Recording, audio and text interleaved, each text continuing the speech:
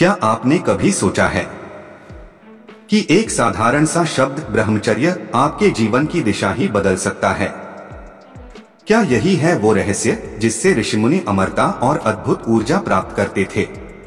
आज की इस कहानी में हम जानेंगे कैसे ब्रह्मचर्य पालन से एक साधारण युवक बना महान योगी। और आप भी चाहे तो उस शक्ति को पा सकते हैं। तो आइए आरंभ करते हैं एक अद्भुत यात्रा आत्मनियंत्रण से आत्मज्ञान की ओर। यह कहानी है आरव नामक एक युवक की। आरव एक सामान्य कॉलेज छात्र था, पढ़ाई में अच्छा लेकिन जीवन में असंतुलित। हर दिन मोबाइल, सोशल मीडिया और फिजिकल डिजायर्स में उलझा रहता। उसे लगता था कि यही जीवन का मजा है, एंजॉय करना। लेकिन एक दिन उसके जीवन में आया एक बदलाव। कॉलेज में एक नए प्रोफेसर आए, वेदांत सर। सर की आंखों में गहराई थी, उनकी बातों में शांति थी। एक दिन आरव ने उनसे पूछ ही लिया, सर आप इतने शांत और फोकस्ड कैसे रहते हैं? वेदांत सर मुस्कुराए और बोले, मैं ब्रह्मचर्य का पालन करता हूं। आरव ने हंसते हुए कहा, अरे सर, ये तो पुराने जमाने की बातें हैं, आज के जमाने में कौन करता है? सर ने मुस्कुराकर कहा, जिस दिन तुम इसकी शक्ति समझ लोगे उस दिन तुम खुद अपने आप को जान पाओगे। ब्रह्मचर्य क्या है? ब्रह्मचर्य का मतलब सिर्फ सेक्स या फिजिकल डिजायर्स से दूर रहना नहीं है। यह एक जीवन शैली है जहां इंद्रियों पर नियंत्रण, विचारों की पवित्रता और ऊर्जा का संरक्षण होता है। ब्रह्मा मतलब सर्वोच्च चेतना और चर्य मतलब चलना। ब्रह्मचर्य यानी उस परम सत्य की ओर चलना।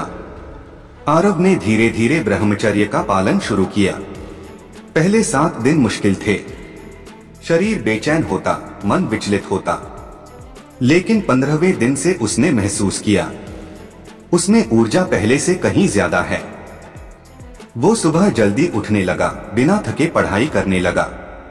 जहां पहले वो 1 घंटे में थक जाता था, अब 4 से 5 घंटे तक लगातार ध्यान केंद्रित कर सकता था।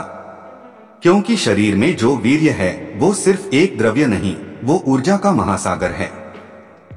हर बूंद में है शक्ति, स्मृति, उत्साह और ओज। जब हम उसे बचाते हैं वो शक्ति रूपांतरित होकर मस्तिष्क को प्रज्वलित करती है। आरव को अब ध्यान में बैठना अच्छा लगने लगा था। वो पहले जो बातें भूल जाता था अब एक बार पढ़ने पर याद रखता। उसका माइंड एक क्लियर मिरर बन गया था। क्यों? क्योंकि ब्रह्मचर्य पालन से माइंड में उठने वाली व्यर्थ वासनाएं शांत हो जाती हैं, एकाग्रता बढ़ती है।